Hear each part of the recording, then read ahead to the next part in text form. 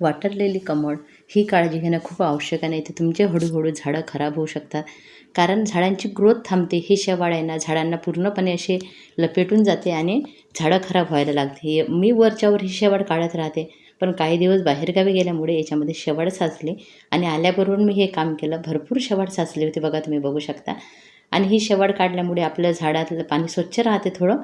आणि नंतर आपण काय करायचं, याच्यात पाणी सोडून द्यायचं एखादा पाईप वगैरे, म्हणजे याच्यातले जे कीड राहते ते बाहेर निघते. आणि बघा असं एक सुंदर फुलसुद्धा उमललेलं होतं कमळाचं, खूप छान वाटलं मला. आणि याला 3-4 कड्या आलेल्या आहे अजून. हळूहळू मी तुम्हाला फुलं दाखवणारच आहे. पण मी येईपर्यंत ते फुल मात्र थांबलं नाही, तर मला तो रंग कळला नसता. मला पाहायचं होता कोणता रंग या कमळाचा आहे. आणि हे पूर्ण काम करून आहे ना, ही शेवाळ तुम्ही खत बनवण्याच्या याच्यात टाका. कारण याच्यात शिवीट असं राहते आणि हे झाडांसाठी खूप उपयोगाला असते. त्याच्यामुळे तुम्ही एखाद्या कुंडीत किंवा खत बनवण्याच्या याच्यामध्ये मी टाकत असते. अशी वाया जाऊ नका देऊ. आणि याच्यामध्ये तुम्हाला जर पाणी काढायचं असेल तर तुम्ही मग्ग्याने जर पाणी काढत असाल तर तुम्ही ते झाडांना देऊ शकता, दुसरं पाणी भरू शकता. नाहीतर पाईप टाकला ना तर झाडं जास्त असल्यामुळे असं करायला परवडत नाही. थोडासा पाईप सोडून दिला ना त्याच्यावरची पूर्ण मच्छर वगैरे असले ते बाहेर निघतात आणि पाणी आपलं स्वच्छ व्हायला. आणि खराब झालेलं पानंसुद्धा तोडा. ही फक्त एवढीच काळजी वॉटर लिलीची विशेष घ्यावं लागते. आणि बाकी याच्यावर विशेष काळजी अशी काही राहत नाही. पावसाळ्यात पाणी आलं एकदा की हे झाडं एकदम स्वच्छ आणि सुंदर होणार आहे. भरपूर ग्रोथ घेतात हे पावसाळ्यामध्ये खास. उन्हाळ्यात आणि हिवाळ्यात तर ते थांबतातच, पण उन्हाळ्यापेक्षा पण पावसाळ्यामध्ये याची ग्रोथ खूप विशेष असते. म्हणून तुम्ही वॉटर लिली कमळ लावत असाल ना तर नक्की एक झाड आणून बघा.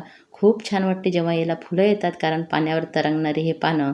आणि कोणाचंही एक असं स्वप्न असते की वॉटर लिली कमळाबद्दल, कारण आपण ते लांबूनच बघितलेलं असते. पण जेव्हा आपण घरी लावतो ना, आणि हे प्लांट ऑक्सिजनसुद्धा भरपूर देतात इतर प्लांटपेक्षा, असंही मी ऐकलेलं आहे. त्याच्यामुळे आपण नक्की लावू शकतो. मच्छर होण्यासाठी तुम्ही अशीच काळजी घेऊ शकता किंवा नीम ऑइलचे 1-2 थेंबसुद्धा टाकू शकता.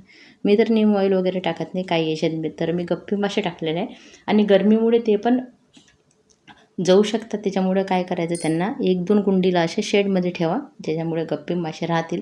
किंवा आताही बघा कमळचे जे मोठे मोठे पानं झाले ना, त्याच्या खालीसुद्धा ते राहू शकत आहे. आता माझ्याकडे एकदम जास्त उन्हामध्ये नाही आहे, काही काही झाडं काही चांगल्या उन्हामध्ये आहे, कारण हे झाड उन्हामध्येच पाहिजे, नाहीतर याची ग्रोथ होत नाही चांगली. आता पाऊस पडल्यावर मात्र बघा यालाही किती कळ्या आलेल्या आहे, भरपूर कळ्या आलेल्या आहे.